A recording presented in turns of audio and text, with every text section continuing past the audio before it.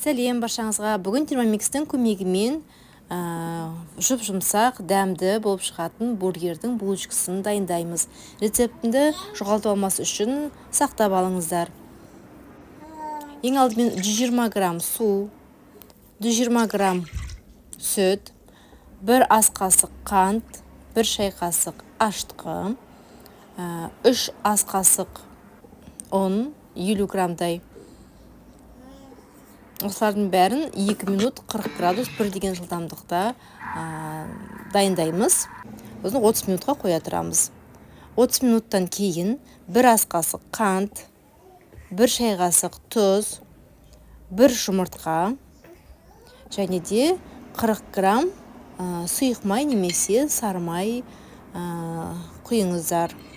Менде жылқының майы, жылқының майын барлық жерге де қолдана беремін. Өте дәмді және де иісі жоқ, және өте пайдалы.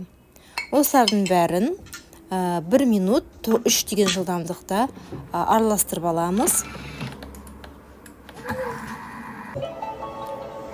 Кейін қалған ұнымызды саламыз. 430 грамм ұн. Осылардың бәрін 2 минут колосок режимінде араластырып аламыз. Бізге күшті булочканың тестісін дайындап берді термомикс. Енді осыларды 9 бөлікке бөліп, осылай булочка жасап аламыз. Сосын үстін сүлгімен жауып 1 сағатқа жылы жерге қоя тұрамыз.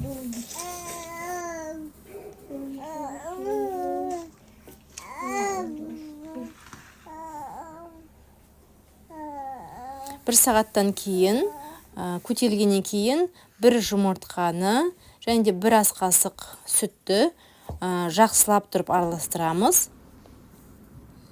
Жақсылап тұрып араластырамыз да көтерілген булочкамыздың үстіне жағамыз.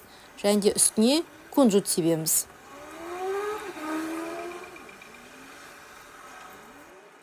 Енді булочкаларымызды қызып тұрған пешке 180 градус 15-20 минутта пісіріп аламыз.